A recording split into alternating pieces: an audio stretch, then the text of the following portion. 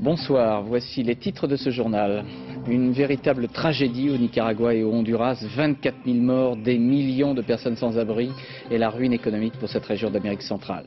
Le commandant Bunel a bien livré des informations aux Serbes concernant les opérations de frappe de l'OTAN, révélations sur les conditions de ces actes d'espionnage. Monsieur Alain Richard, ministre de la Défense, notre invité. Aux États-Unis, les résultats des élections législatives sont une bonne surprise pour Bill Clinton. Les républicains restent majoritaires, mais les démocrates progressent. Les enfants handicapés mentaux sont souvent exclus de l'école, mobilisation des associations de parents pour le droit à l'éducation de leurs enfants. Et puis le dernier vainqueur de la Route du Rhum, Yves Parlier, ne sera pas au départ dimanche prochain à la suite d'un accident. Il a confié son bateau à Thomas Coville. Voilà pour les titres. Concernant les conséquences tragiques de l'ouragan Mitch en Amérique centrale, c'est l'inflation des chiffres. Au début de cette semaine, nous vous parlions de quelques milliers de morts. Ce soir, le bilan, toujours provisoire, serait de 24 000 morts et disparus et des millions de personnes sans abri au Nicaragua et au Honduras. De plus, la tempête tropicale se rapproche des côtes mexicaines du Yucatan. Outre les drames humains, l'avenir économique de ces pays est dramatique. Commentaire Philippe Visserias. Avant, il y avait une colline, et sur cette colline des maisons. Désormais, c'est un amas de pierres, de boue et de ferraille, d'où émergent les corps des victimes. Le cyclone Mitch est passé, on commence à peine à mesurer le mal qu'il a fait. En rendant visite aux sinistrés, le président du Nicaragua a pu voir la colère des rescapés. Une population à bout, qui réclame nourriture et médicaments, et qui devra attendre encore. Les gens ont besoin de médicaments, mais nous n'avons que 9 hélicoptères pour tout le pays. C'est impossible. 90 km au sud, à Managua, c'est toujours le chaos. Au Honduras et au Nicaragua, près de 24 000 personnes sont mortes ou disparues. Des millions de sans-abri doivent maintenant survivre dans des conditions précaires. L'économie de ces pays, essentiellement agricole, est dévastée. Sur le marché de Managua, le maïs et les bananes valent de l'or. Cette femme explique que ces produits sont beaucoup trop chers pour qu'elle puisse les acheter.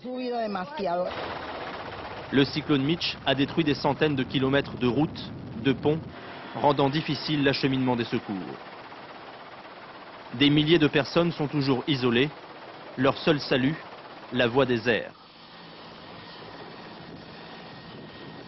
L'aide internationale s'organise. Comme ses partenaires européens, la France envoie une aide humanitaire d'urgence. Pendant ce temps, Mitch continue sa route macabre. Même s'il a perdu en intensité, il menace maintenant la province de Yucatan au sud du Mexique. Derrière lui, le cyclone laisse des populations entières dans une situation désespérée. Donc au Nicaragua, les fortes pluies continuent de tomber, les glissements de terrain succèdent, on recherche des milliers de corps sous des tonnes de terre et de roches. Une autre catastrophe naturelle est venue s'ajouter, l'éruption d'un volcan, des coulées de lave, et un certain nombre de personnes ont dû être évacuées en urgence. Alors nos envoyés spéciaux Olivier Galzi et Philippe Jasselin sont au Nicaragua. Olivier, vous êtes en direct de Managua, vous étiez aujourd'hui à Léon, c'est-à-dire à 80 km au nord-ouest de la capitale. Qu'est-ce que vous avez pu voir ? Écoutez, à Léon, ça représente à peu près ce qui se passe dans le pays, c'est-à-dire qu'il y a le sud du pays et puis il y a le nord-nord-ouest qui est totalement dévasté et auquel on ne peut pas accéder. À Léon, il y a une rivière qui passe, qui s'appelle la Léona. Tous les ponts sont coupés. Nous avons été bloqués là, comme d'ailleurs une mission diplomatique qui venait évaluer les dégâts. Nous avons tous été bloqués et nous n'avons pas pu passer de l'autre côté. C'est donc très difficile de savoir ce qui se passe de l'autre côté, combien de morts exactement, combien de personnes en train de mourir, car évidemment il n'y a plus de nourriture, il n'y a plus d'eau, il n'y a plus rien et les gens attendent toujours des secours. Malheureusement, le pays, le Nicaragua, ne dispose que de 8 hélicoptères en tout sur tout le territoire pour essayer de leur venir en aide. Donc évidemment, pour l'instant, c'est encore l'inconnu et on n'arrive pas à passer de l'autre côté et à aller là où vraiment les dégâts ont été très forts et très importants. Est-ce qu'il y a des personnes qui commencent à remonter vers la capitale, à essayer d'être évacuées? Comment est-ce que ça se passe? Ou est-ce que vous avez l'impression qu'au fond, tout est très désorganisé? C'est très étonnant parce qu'ici à Managua, dans les ministères, on ne s'affole pas outre mesure, visiblement, ce qu'on a vu en tout cas des endroits où nous sommes allés. Et il semblerait que le gouvernement ne prenne pas totalement l'ampleur de ce qui est en train de se passer. D'ailleurs, aujourd'hui à la radio et dans les... Oui, oui Olivier. C'était une grosse polémique. Oui, et c'était une grosse polémique. Et donc, il semblerait aujourd'hui qu'à Managua, on n'est pas saisi réellement l'ampleur de ce qui est en train de se passer. Les chiffres ici sont... Oui, on vous entend mal, mais continuez. Oui. Oui. On sait très bien qu'il y a plusieurs milliers de morts, alors qu'à Managua, on parle encore officiellement de 1500 morts. Donc il y a vraiment une séparation très nette entre Managua, la capitale, qui ne voit pas du tout ce qui se passe au nord, et puis le nord qui est en train de souffrir et auquel personne ne peut accéder. Merci Olivier. Le Salvador est également déclaré zone sinistrée, puis vous avez vu tout à l'heure, l'aide internationale commence à parvenir sur place. Messieurs Chirac et Jospin ont décidé ce matin, ensemble, l'envoi d'une aide humanitaire d'urgence, et l'Union européenne également a décidé d'apporter un soutien financier et matériel aux populations sinistrées. Le commandant français Pierre-Henri Bunel, chef du cabinet du représentant militaire français à l'OTAN, espionnait au profit des Serbes. Il est en prison après avoir été mis en examen pour intelligence avec une puissance étrangère. Alors avant d'interroger M. Alain Richard, le ministre de la Défense, à ce sujet, voici les informations que nous avons pu recueillir sur cette affaire d'espionnage. Commentaire Hervé Brusini. L'honneur d'appartenir au défilé d'un 14 juillet n'est plus qu'un souvenir pour lui. Aujourd'hui, l'officier Pierre-Henri Bunel est considéré comme un traître par l'armée. Tout commence en juillet dernier. Le commandant Bunel sert à l'état-major de l'OTAN, l'Alliance Atlantique. Au même moment, la crise du Kosovo vit ses premiers épisodes. Contre les forces de Belgrade, l'Alliance Atlantique élabore des projets d'intervention militaire. À Bruxelles, où siège l'OTAN, l'officier français va rencontrer 4 fois, et d'abord dans un restaurant, un homme qu'il sait être membre des services secrets serbes. Bunel lui livre des informations classifiées secret défense, secret OTAN. Les concepts d'utilisation des forces, les dates, les sites des frappes éventuelles, bref, dans leurs grandes lignes, les plans de l'OTAN n'ont alors plus de secret pour les Serbes. Mais à Paris, au ministère de la Défense, un homme est alerté sur le comportement de Bunel. Philippe Rondeau, celui qui arrêta Carlos, un expert en matière de renseignement, possède son propre réseau d'informateurs en ex-Yougoslavie. Jamais les États-Unis ne sont intervenus dans cette affaire. Rondeau, seul, va activer les services de la DPSD, la Direction de la Protection de la Sécurité et de la Défense, pour vérifier ses soupçons. 19 octobre, Bunel est rapatrié à Paris. 10 jours d'interrogatoire. Les enquêteurs tentent d'apprécier dans le détail ce qu'ils appellent la catastrophe Bunel. De leur propre aveu, le Français a été stoppé juste à temps. On prévient alors les États-Unis, la Grande-Bretagne et l'Allemagne. Intelligence avec une puissance étrangère, la DST entre en scène. Le militaire Bunel répond longuement aux questions des policiers. Il a agi seul, sans contrepartie financière, par idéal. Si c'était à refaire, je le referais, dit-il. À Bruxelles, le contact serbe de Bunel travaille dans cette ambassade. L'espion colonel Javon Milanovic est diplomate de la délégation yougoslave auprès de l'Union européenne. Milanovic dément, les autorités françaises, elles, persistent et signent. Quant à Bunel, les enquêteurs affirment qu'il ne fut jamais formé au renseignement. La décoration qu'il reçut à son retour d'ex-Yougoslavie, purement classique, affirment les spécialistes. Décidément, rien ne laissait présager que ce modeste commandant pourrait être un jour un précieux homme de l'ombre. Monsieur Richard, bonsoir. Vous confirmez toutes ces informations? D'abord, que ce n'est pas les Américains qui étaient à l'origine, c'est bien les services français? À un ou deux détails près, en effet, la description des faits que vient de faire votre sujet est exacte. Et c'est en effet le général Philippe Rondeau, qui est mon conseiller pour les opérations spéciales, qui a acquis les premiers indices de cet acte criminel et qui nous a proposé d'engager une enquête, ce qui s'est fait immédiatement. Pourquoi, pendant 10 jours, on le met aux arrêts? Pourquoi pas tout de suite le livrer à la justice? Parce qu'il faut apprécier si les faits dont nous avons eu connaissance sont vérifiables, sont confirmés par l'intéressé, et évaluer les suites de défense, les suites de sécurité que peut avoir une telle transmission de documents. C'était le délai, je crois, minimum, avant que je prenne l'option de Bunel à la justice. Sur les documents lui-même que le commandant Bunel aurait transmis aux Serbes, est-ce que ces documents étaient très importants? Est-ce qu'ils ont été, par exemple, déterminants dans la négociation entre M. Holbrooke et M. Milosevic? Comprenons-nous bien, l'acte qui sera jugé par la justice me paraît, sur le plan pénal, très grave. Et en effet, dans la limite des documents auxquels il avait accès, ce militaire a commis une véritable trahison, une véritable intelligence avec un pays étranger avec lequel on était en conflit. Dans la limite, ça veut dire quoi? Pardon ? Dans la limite de ce qu'il détenait, ça veut dire quoi? C'est des ça veut dire documents très importants. Contrairement à ce qui est dit, c'est le seul point que je rectifierais, Brunel n'était pas au service dans l'état-major de l'Alliance, puisque, comme vous le savez, nous n'y participons pas. Il est dans la délégation française auprès de l'Alliance, et le système de circulation des informations sur une opération en préparation n'aboutissait pas à ce qu'il ait les plans d'opération.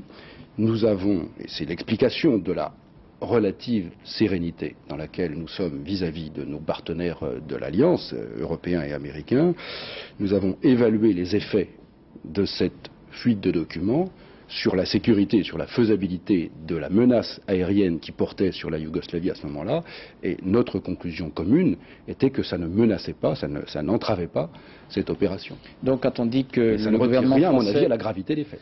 quand on dit que le gouvernement français minimise cette affaire, vous vous inscrivez en faux? L'enquête le révélera. Nous avons joué depuis le départ la transparence. Nos alliés ont eu des coups durs de ce genre à d'autres moments où ils peuvent en avoir demain. Ils ont apprécié que nous soyons clairs avec eux. Je pense ensuite que s'il y a un chapitre du Code pénal qui porte sur la trahison, mon devoir d'élu dans une démocratie, de responsable politique, est de transmettre à la justice. Et je sais que la justice, ce que je fais, c'est en même temps un acte de confiance dans la justice qui va mener une enquête parfaitement objective. Donc, si je me laissais aller à contrefaire la vérité sur ce sujet-là, j'en assumerai la responsabilité. Mais on se souvient qu'au début de cette année, je crois que c'était au mois d'avril, un autre officier français, le commandant Gomelan, avait été mis en cause par nos alliés américains. Est-ce que ça ne renforce pas l'idée que la France est pro-serbe, comme on dit? De la même façon, et je ne suis pas arrivé à la même conclusion, c'est-à-dire que je pense que dans le cas de l'autre officier mis en cause, qui en effet s'était trompé dans son action, il n'y avait pas la base d'une incrimination devant la justice. C'est la raison pour laquelle j'ai agi différemment. Mais précisément, si le gouvernement agit de cette façon, c'est bien parce que nous pensons qu'il y a un rapport de confiance qui est mérité par l'ensemble des officiers, notamment ceux qui sont dans des tâches de sécurité comme celle-là, et qu'il faut instantanément, sans se tromper sur les personnes mises en cause, faire son travail à la justice pour le cas d'exception, l'acte individuel. Mais il ne s'agit pas d'un comportement qui serait en quelque sorte contagieux. Donc il ne s'agit pas d'une attitude pro-serbe des militaires français, attitude qui serait les officiers français difficile à supporter qui sont pour nos alliés américains. Par les questions, les actions que nous avons amenées, dans lesquelles nous sommes durement engagés dans les crises des Balkans, sont des gens qui prennent leurs responsabilités et qui servent les ordres que leur donne le pouvoir démocratique. Oui, mais quand je répète la question à propos de la France pro-serbe, on avait dit que le président Mitterrand, par exemple, était plutôt pro-serbe. Je pense qu'on n'a pas eu tort de le dire, mais ce n'est pas le moment de faire une étude historique sur la question.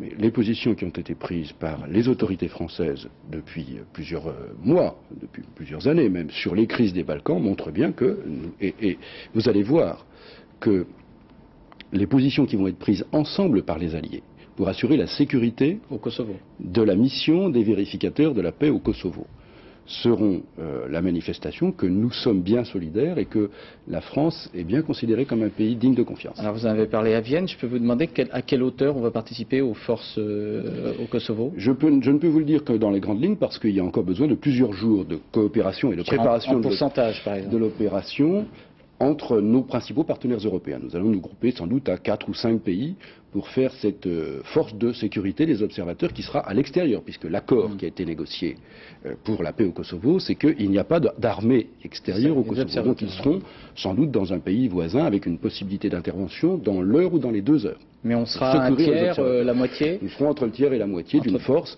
qui aura une capacité d'intervention immédiate pour l'essentiel par hélicoptère. Et c'est un général français qui dirigera l'ensemble? Ça n'est pas décidé. Mais vous le souhaitez? Nous pensons que nous pouvons jouer un rôle d'encadrement de cette force. Oui. Ça serait un signe fort de notre lien avec l'Alliance Atlantique. C'est en discussion, et donc je ne vais pas me laisser aller, si vous voulez, à exprimer des souhaits, alors que nous travaillons en partenariat avec les Européens. Et c'est vraiment une illustration des progrès que nous sommes capables de faire quand nous en avons la volonté politique entre les partenaires européens pour exercer nos propres mission pour prendre en charge les problèmes de sécurité de la région Europe. Est-ce que vous vous sentez affaibli à l'égard des Américains par cette affaire d'espionnage? Le mieux, ce serait que ce soit eux qui répondent. Mais les faits répondront. Merci, Monsieur Richard. Aux États-Unis, les résultats des élections législatives sont une bonne surprise pour le président Clinton et le Parti démocrate. Beaucoup pronostiquaient des pertes de sièges sur le parti du président, eu égard aux effets de l'affaire Lewinsky. Les électeurs américains, 38% des électeurs inscrits se sont déplacés, ont surtout donné quitus à M. Clinton de sa gestion économique. Alors voici un aperçu des résultats pour le Congrès, avec un léger gain donc, de 8 sièges à la Chambre des représentants pour les démocrates et un statu quo au Sénat. Et puis parmi les personnalités élues au poste de gouverneur, la victoire en Californie du candidat démocrate Gray Davis, vous voyez ici, celle du fils de l'ancien président Bush au Texas, et puis à New York, la défaite du sénateur républicain Alphonse D'Amato. Et cette défaite du républicain D'Amato à New York est symbolique, car son vainqueur, le démocrate Charles Schumer, est un fidèle du président Clinton. Reportage Dominique Derda. Bon perdant, Al D'Amato. Il vient de passer 20 minutes coincé dans un ascenseur. Il vient surtout de connaître la défaite la plus cuisante de sa carrière politique. Mais en parfait gentleman, ses premiers mots sont pour rendre hommage à son adversaire victorieux, Chuck Schumer. Il est désormais notre sénateur et nous voulons qu'il soit aussi efficace que possible dans l'intérêt de tous les habitants de l'État. N'oubliez pas ça, c'est essentiel.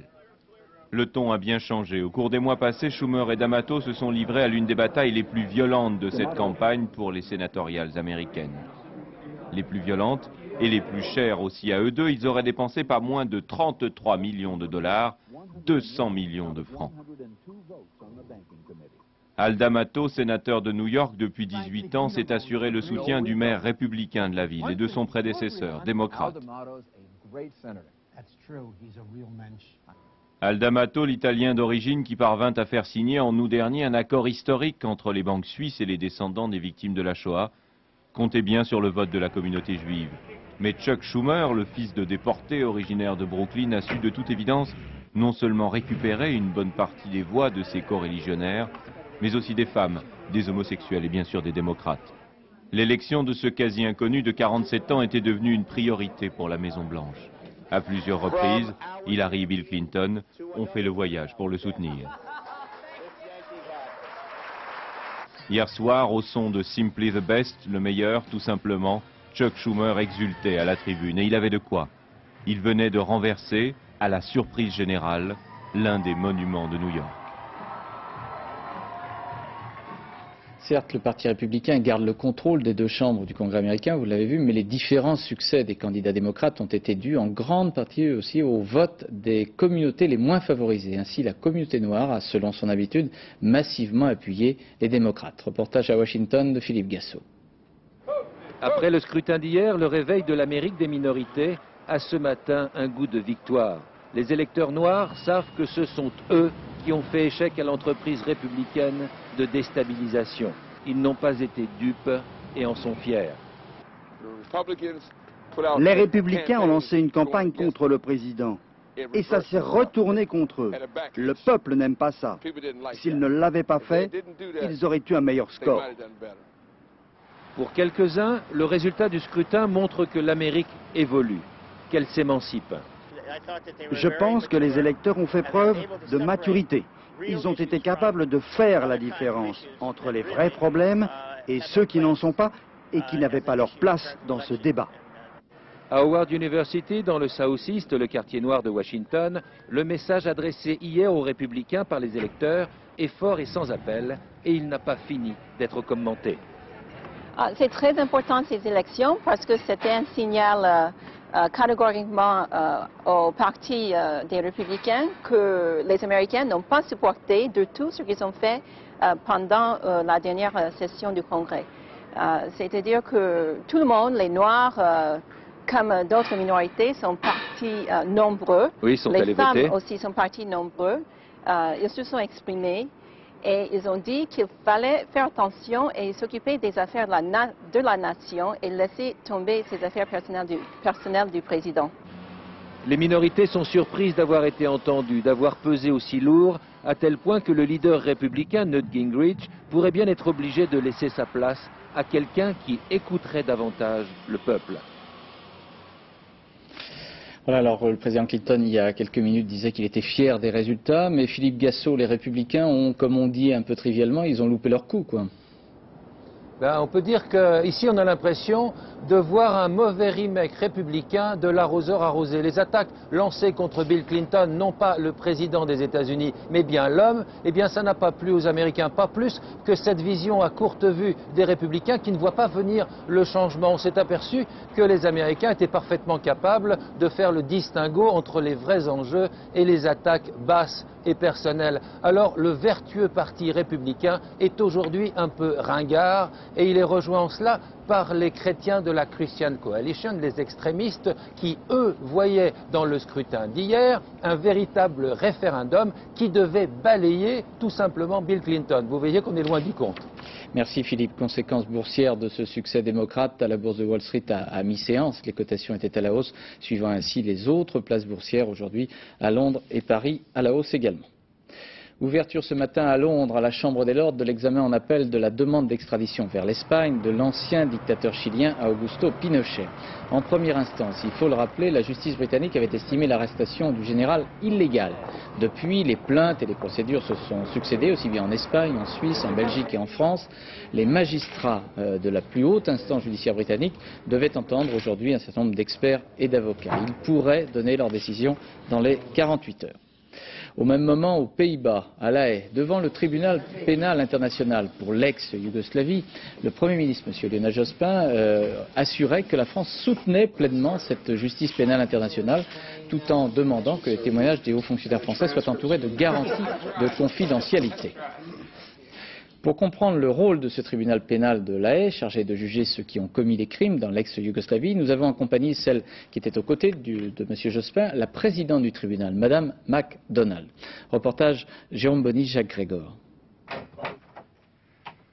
Elle est débordée, la présidente de ce tribunal pénal international créé spécialement pour juger les criminels de la guerre de l'ex-Yougoslavie. À midi, Gabrielle MacDonald doit se contenter d'un sandwich. J'ai perdu 5 kilos depuis que je suis présidente.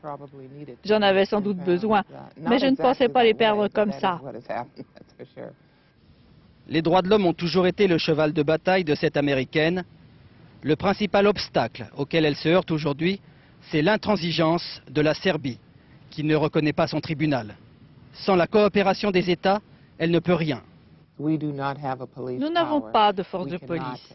Nous ne pouvons pas envoyer des officiers arrêter des individus. Nous ne pouvons pas émettre des mandats d'amener comme peuvent le faire les juridictions nationales. Cela fait 5 ans que La Haye est devenue le rendez-vous de la douleur des Balkans. 27 criminels de guerre sont incarcérés dans la prison de Scheveningen. 6 d'entre eux sont actuellement en jugement. La capacité du tribunal a été multipliée par 3. Mais la présidente appelle de tous ses vœux le tribunal international permanent dont le principe a été adopté en juillet dernier. Je ne suis pas sûre de vouloir m'exprimer sur le cas de Pinochet, mais c'est le type d'affaire qui pourrait être jugé par un tribunal criminel permanent. La présidente espère que les États ratifieront rapidement les traités pour la mise en place de ce tribunal permanent. Mais ce ne sera pas avant 5 ans au moins. Le régime maigre de Gabrielle MacDonald n'est pas fini. Explosion d'une voiture à Moscou il y a quelques heures, à quelques mètres de l'entrée officielle du Kremlin. Cette voiture tentait de forcer les barrières protégeant l'entrée du palais officiel. Elle a explosé, incertitude sur le bilan humain, on parle soit d'un mort, soit de 4 blessés dont 2 graves, et on ignore encore s'il s'agit d'un acte criminel. Présentation en Conseil des ministres ce matin par Mme Aubry d'un nouveau dispositif d'aide au retour fondé sur la formation professionnelle pour les étrangers qui ne peuvent obtenir le droit de séjourner en France. Diverses actions d'accompagnement par la formation professionnelle et des aides ciblées dans les pays de retour sont prévues dans ce projet gouvernemental. La nuit dernière à l'Assemblée nationale fut longue et chaude. On a même failli en venir aux mains au cours de l'intervention de la députée UDF, Mme Boutin, qui défendait les motions d'irrecevabilité du projet de loi de pacte civil de solidarité. Des noms d'oiseaux ont sifflé, mais en fin de compte, peu avant l'aube, la motion de l'opposition a été repoussée par la majorité de gauche. Reportage Jeff Wittenberg, Joseph Bachtik.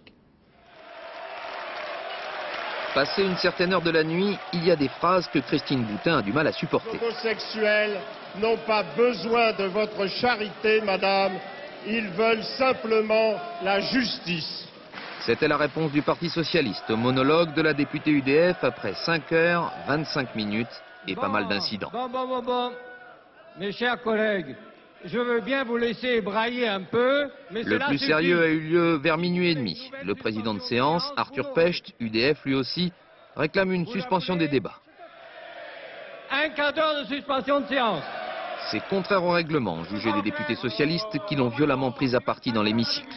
Dans les couloirs aussi, on est tout près d'en venir aux mains. C'est pas vrai, d'ailleurs. C'est très fondé. On n'est pas aussi les provocateurs. Je n'ai jamais vu, depuis 15 ans que je suis dans cette maison, jamais vu un député qui pouvait ainsi agresser, traiter un président de l'Assemblée nationale. C'est indigne de cette maison. Mais arrêtez, qu'est-ce que c'est que cette histoire? Même le retour précipité de Laurent Fabius au milieu de la nuit n'a pas calmé les esprits. Je vous demande de déclarer ce texte inconstitutionnel. Il a juste permis d'aller au bout. Peu avant 4 heures, la proposition de Christine Boutin est rejetée par les députés de gauche, cette fois-ci venus en nombre. Il fallait faire oublier le couac du premier débat sur le Pacs. Aujourd'hui, c'est sur la procédure que le débat rebondit. Il y a quelque chose d'absurde, il n'y a aucune limite au temps de parole. Alors qu'il y en a sur toutes les autres interventions. Là, quelqu'un peut parler 1 journée, 2 journées, 3 journées, sans qu'on puisse l'arrêter. Il faudra pourtant être patient. La droite a déposé plus de 1000 amendements. Pas un n'a encore été discuté. Mais comme à Philippe de Villiers, qui imagine que le Pacs sera le Vietnam de Lionel Jospin, le gouvernement répond déjà, le texte sera voté, quelle que soit la durée des débats. Et ce matin sur France 2, dans les 4 vérités, le président du Sénat, M. Christian Poncelet, a annoncé que la majorité de droite des sénateurs amenderait sérieusement le projet et prévoyait que le Conseil constitutionnel repousserait les dispositions du Pacs. À l'initiative de l'UNAPI et de l'Union nationale des associations de parents de personnes handicapées mentales, cette journée était l'occasion de dénoncer l'exclusion de l'école des enfants handicapés mentaux. Ils n'ont pas tous le droit à l'école, faute de place ou de volonté officielle. 20 000 enfants seraient ainsi pénalisés. Voici un exemple, celui d'une petite fille, Agathe. Agathe aimerait bien faire comme les enfants de son âge, aller à l'école. Reportage Elsa Margou et Jean-Yves Blanc. Agathe aimerait bien aller à l'école, mais elle n'est pas une petite fille tout à fait comme les autres. Elle souffre d'un retard de développement mental. Jusqu'à présent, elle suivait une scolarité normale en maternelle, mais à la rentrée, Agathe a eu 7 ans. L'école ne veut plus d'elle. Agathe n'est pas prise en charge ni à l'école primaire, ni dans un établissement spécialisé, ce qui fait qu'elle reste soit à la maison, soit on a tout un réseau de voisins, d'amis, de nounous qui nous la gardent en attendant de trouver quelque chose. Un vrai casse-tête pour les parents dont le seul espoir serait de trouver une place dans un établissement spécialisé. Mais à Paris, ils sont tous complets jusqu'à la rentrée prochaine. Il n'est pas question que Agathe attende jusqu'en septembre 99. Il n'est pas non plus question qu'on me propose une place en Belgique ou, comme c'est sous-entendu, ou à l'autre bout de la France. 20 000 enfants comme Agathe sont privés de toute scolarisation. Aujourd'hui, les associations de parents se sont mobilisées pour réclamer le droit à l'éducation pour leurs enfants.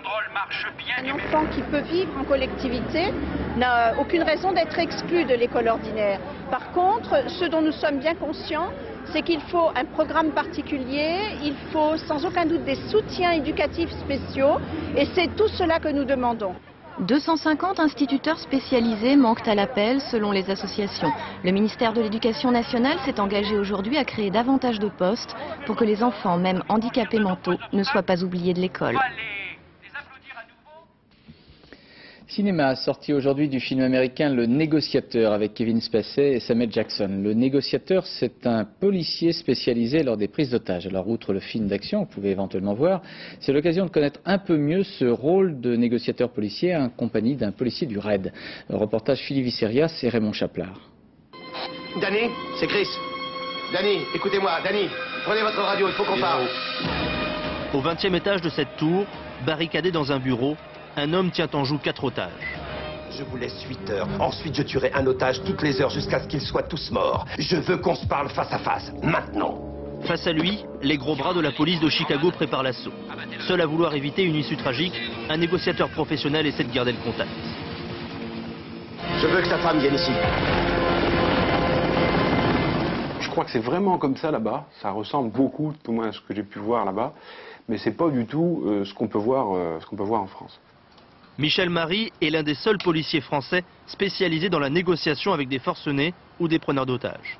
Une formation qu'il a entre autres reçue au FBI aux États-Unis avant de l'adapter en France. Aux États-Unis, ces négociateurs, et on le voit bien dans le film, sont complètement coupés de la réalité et de la dynamique du groupe d'intervention. Ils ont des discours complètement antinomiques. Alors qu'en France, la négociation, si on prend l'exemple du RAID, la négociation, elle fait complètement partie intégrante de l'action et du groupe d'intervention. Je vous signale que c'est moi, le seul rempart entre vous et une armée qui ne désire qu'une chose, foncer ici et avoir votre peau. Alors vous allez me répondre, Danny. Pourquoi je les en empêcherais, hein? Dites-le moi. Pourquoi je reprendrai les négociations? Pourquoi je vous laisserai une chance? Parce que j'ai des otages. C'est eux qui vont payer si vous faites une erreur. La négociation, on n'en fera pas l'économie. Chaque fois qu'on pourra l'utiliser, on l'utilisera. Maintenant, ça ne veut pas dire que la négociation est opérante à chaque fois. Il y a des situations qui ne sont pas négociables. Et en termes de statistiques, on peut dire qu'une fois sur 3, grosso modo, eh bien, la négociation, ça fonctionne. Mais 2 fois sur 3, ça ne fonctionne pas. Le RAID a mis au point un logiciel de négociation de crise.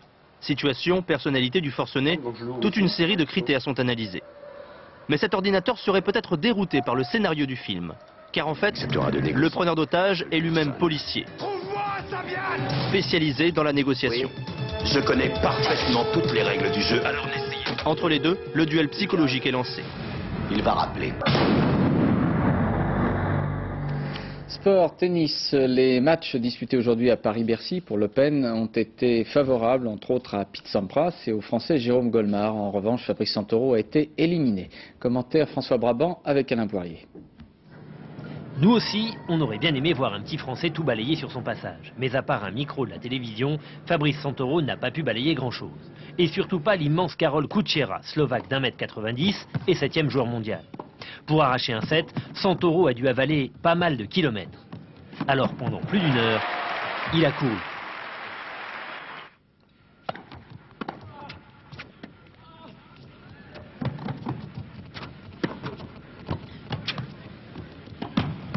Mais les kilomètres à pied, ça use les tennis. À 1 set partout, Santoro n'y est plus du tout et Kučera gagne le 3e set haut la main.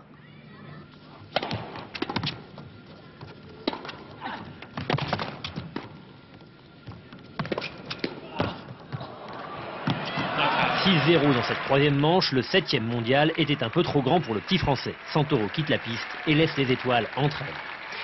Car les stars ont débarqué. Rios, l'étoile montante, numéro 2 mondial, n'a fait qu'une bouchée de l'Australien Woodbridge. 6-0, 6-4 en à peine 1 heure. Le mauvais garçon du tennis est en forme. Et le gentil garçon du tennis ne va pas mal non plus. Face à Johansson, le Suédois, Pete Sampras a eu un premier set un peu difficile. Mais après, il a fait la démonstration de tous ses talents. Une première victoire raquette en main et une 2e victoire sur un circuit miniature improvisé à même le cours face à un spectateur. Même là, l'Américain est resté numéro 1. Golmar, son adversaire de demain, est prévenu. Sampras pour l'arrêter. Il faudra vraiment lui rentrer dedans. Et puis football, une très belle soirée hier en Coupe européenne pour 4 clubs français, Bordeaux, Monaco, Marseille et Lyon. C'est un sans faute sensationnel, a titré notre confrère L'équipe. Commentaire Léon Frédéric Bollet. Comment dire? Une marche triomphale, une charge héroïque, un feu d'artifice, une avalanche, une cascade de buts. On ne sait quel mot choisir, mais on parle bien de la même chose. Le foot français est reçu 4 sur 4, c'est historique. À Marseille, on a choisi la tête plutôt que les jambes, qu'importe la manière pourvu qu'il y ait la qualification. C'est la joie au stade Vélodrome, face au Werder de Brême, c'était un match piège. L'OM peut de nouveau être un grand d'Europe. À Lyon, il y a eu 2 matchs, celui dans les tribunes et celui sur le terrain, où les Lyonnais marquent pratiquement 3 fois le même but. Autant utiliser, c'est vrai, les recettes qui marchent. À Bordeaux, on préfère frapper dans la surface et prendre de vitesse les Néerlandais d'Arnhem. Au Parc Lescure, c'était chantons sous la pluie. À Monaco, cadre princier oblige, on fait dans le grand luxe. Reprise de Gava, on s'incline comme le gardien autrichien de Grasse. Le plus beau des 4 buts monégasques, la note finale d'une soirée euphorique. Voilà, carton jaune pour moi, car c'est Laurent Frédéric Bollet, vous l'avez rectifié. Pour la voile, suite des portraits que nous vous proposons de quelques-uns des concurrents de la Route du Rhum, dont le départ sera donné dimanche à Saint-Malo. Yves Parlier fut le dernier vainqueur de cette course en catégorie monocoque. Victime d'un accident de parapente au mois d'août dernier, il est en rééducation et ne pourra donc participer à cette édition 98. Il a confié son bateau, Aquitaine Innovation, à Thomas Coville. Celui-ci passe donc du statut d'équipier à celui de seul maître à bord. Portrait croisé de Parlier et de Coville par Christophe Duchiron et Frédéric Basile. Grand voyageur qui arpente les quais du monde, Thomas Coville est un jeune homme qui mène une carrière à grande vitesse. Et reconnaissons qu'à ce jour, le train de l'aventure et du succès est rarement parti sans lui. 1997, il navigue autour du globe en classe touriste, équipier d'Olivier de Kersauzon pour le trophée Jules Verne. Record battu. Janvier 1998, Thomas est en voyage d'affaires. Équipier d'Yves Parlier, à bord du monocoque Aquitaine Innovation, il gagne la route de l'or entre New York et San Francisco. Octobre 98, il termine la saison du circuit Figaro sur son petit bateau. Quand Yves Parlier le contacte pour disputer la route du Rhum à sa place, Parlier est sérieusement blessé au mois d'août après une chute en parapente. Souvent équipier, Thomas devient capitaine. J'ai pas envie de le décevoir et d'avoir trahi sa confiance en prenant son bateau et donc je vais essayer de faire le maximum. C'est évident que je ne pourrais pas faire aussi bien que si Yves avait été à bord. Ça me paraît clair. À coup sûr, avec le bateau d'Yves Parlier, Thomas dispose du monocoque le plus performant de la course.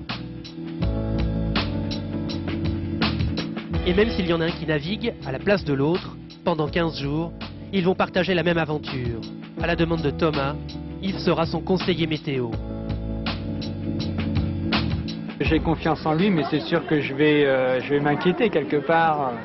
Quand je vais être devant mon ordinateur, je vais regarder la météo, je vais voir le coup de vent arriver, je vais être un peu passif et puis je vais m'inquiéter peut-être autant que si j'étais à bord. Ouais. Il n'aura eu que 5 semaines pour se préparer, pour se mettre dans la peau du coureur en solitaire, pour faire corps avec un bateau qui n'est pas le sien, pour enfiler la veste d'Yves Parlier. C'est pas difficile de rentrer dans le costume d'un autre? Ouais, pour autant qu'il ait été prévu un peu large ou qu'il ait été pas trop petit ou qu'effectivement les coutures craquent pas quand vous l'enfilez, ça peut être un costume qui vous va quand même. C'est à moi de savoir faire les ourlets quand il faut. De la couture à la route du Rhum, ou comment Thomas Coville se retrouve habillé en taille patron. Tout ça parce qu'à 30 ans, il possède de l'expérience et un palmarès éclectique, talentueux et pressé d'en découdre. La belle jeunesse. Pour la fin de cette édition, je vous rappelle 2 informations que nous avons développées. Tout d'abord concernant l'ouragan au Nicaragua et au Honduras. 24 000 morts, des millions de personnes sans abri et le début d'une aide humanitaire qui arrive difficilement sur place compte tenu des conditions. Et le commandant français Bunel espionnait au profit des Serbes. Le ministre Alain Richard, ministre de la Défense, a expliqué la volonté de transparence du gouvernement. Il a rappelé que ce sont les services français qui sont à l'origine de cette arrestation. Et puis concernant le Kosovo, il a annoncé que les forces françaises seraient très nombreuses au Kosovo, aux côtés des observateurs, que ce serait sans doute un général français qui serait à la tête.